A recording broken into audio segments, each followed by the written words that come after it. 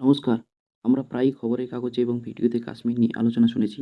কিন্তু কাশ্মীরের একটি অংশ পাকিস্তানের দখলে আছে, যাকে আমরা আজাদ কাশ্মীর বলে প্রচার করা হয়। এই পাকিস্তান অধিকৃত কাশ্মীর আজ জ্বলছে বিদ্রোহের আগুনে। সেখানকার মানুষ রাস্তায় নেমেছে, স্লোগান দিচ্ছে নিজেদের অধিকার, নিজেদের লড়াই, নিজেদেরকেই ছিনিয়ে নিতে হবে। বিভিন্ন নিউজ পেপারে কাটিং থেকে দেখা যাচ্ছে যে আজাদ কাশ্মীর, যেটা ভারতের কাছ থেকে ১৯৪৯ সালে ছিনিয়ে নেওয়া হয়েছে, সেই পিওকে এখন চলছে। আজকের ভিডিওর মাধ্যমে আমরা জানব কেন পিওকের মানুষ পাকিস্তানের মিলিটারি সরকারের বিরুদ্ধে রুখে দাঁড়িয়েছে, তাদের দাবি কী, এখন ভারতের কী করণীয়। তো চলো দেরি না করে শুরু করা যাক। ১৯৪৭ সালে কাশ্মীর একটি স্বাধীন রাজ্য ছিল। সেই স্বাধীন রাজ্য নিয়ন্ত্রিত কাশ্মীরের হিন্দু রাজা রাজা হরি সিংয়ের নেতৃত্বে।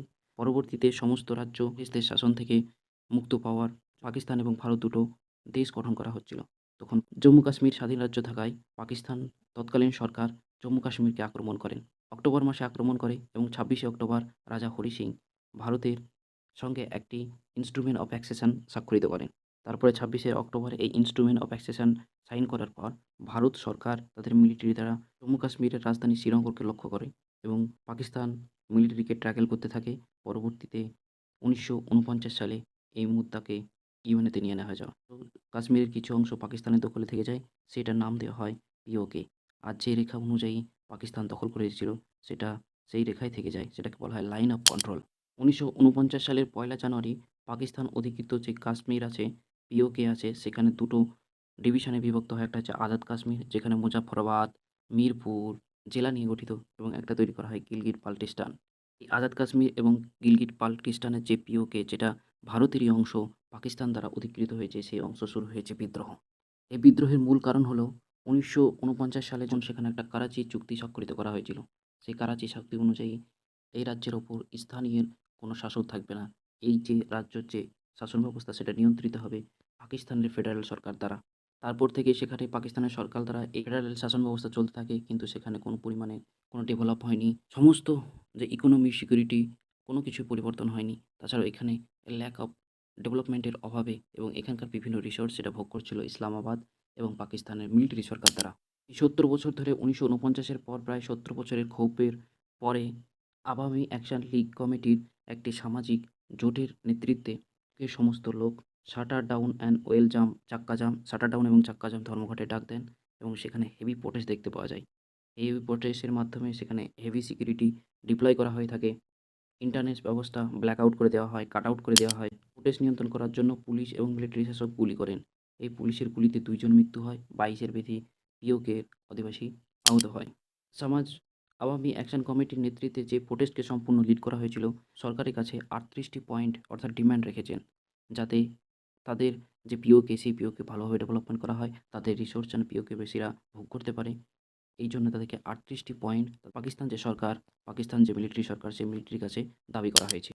তার মধ্যে কয়েকটি উল্লেখযোগ্য হলো, ১৯৪৯ সালে যখন ওকে পাকিস্তান দ্বারা দখল করে নেওয়া হয়, তখন এখানকার যে বিধানসভা, সেই ১২টি সিট সেটা কাশ্মীর ও পাক অধিকৃত যে রিফিউজি আছে তাদের জন্য একটা রাখা হয়েছিল। সেখানে অযৌক্তিকভাবে বা ইসলামাবাদ এবং পিওকে সরকার, পাকিস্তান সরকার দ্বারা সেখানে আসন গ্রহণ করা হতো, এবং অযৌক্তিকভাবে তারা ইসলামাবাদ এবং পাকিস্তান সরকাররা এই আসন দখল করার পর তারা এই অংশে আইন কানুন নিয়ন্ত্রণ করতেন। এছাড়াও এখানে আছে মাংলা জলবিদ্যুৎ কেন্দ্র। এখানে প্রচুর পরিমাণে মাংলা জলবিদ্যুৎ থেকে জলবিদ্যুৎ উৎপন্ন হয়, এবং সম্পূর্ণ জলবিদ্যুৎটা ভোগ করে ইসলামাবাদ এবং পাকিস্তান সরকার। এখানকার লোক ভোগ করলেও তার যে বৈদ্যুতিক বিল সেটা দিতে হয় তাদেরকে চরম, এবং বিভিন্ন পণ্যের দাম, এখানকার যে বিভিন্ন পণ্যের দাম, আটার মতো এএসি আটার মতো নিত্য প্রয়োজনীয় জিনিসের দাম আকাশ ছোঁয়া। এই অঞ্চল রিসোর্সে পরিপূর্ণ। এখানকার বিশুদ্ধ জল সেমিকন্ডাক্টর ইন্ডাস্ট্রির জন্য খুবই গুরুত্বপূর্ণ। সেই বিশুদ্ধ জল পাকিস্তান সরকার চীনকে বিক্রি করে দিচ্ছে। স্থানীয় শাসন ব্যবস্থা খুবই দুর্বল হয়ে পড়েছে।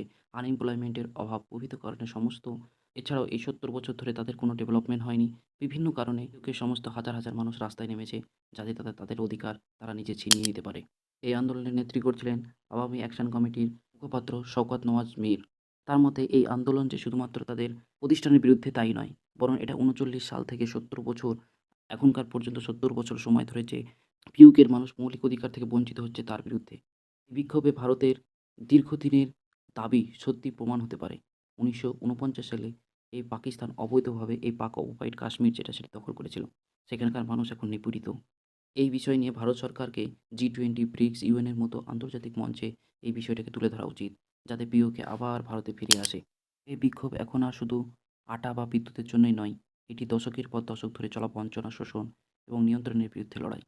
পাকিস্তান যাকে আজাদ কাশ্মীর বলে, সেখানকার মানুষ আজ সেই আজাদের অর্থ খুঁজছে। এখন দেখার বিষয় এই লড়াই কোন দিকে মোড় নেয়। তো আজকের ভিডিওতে এ পর্যন্তই। ভালো থাকবেন, সুস্থ থাকবেন, সতর্ক থাকবেন। এরকম ন্যাশনাল, ইন্টারন্যাশনাল বিভিন্ন খবর পেতে আমাদের সঙ্গে যুক্ত থাকবেন।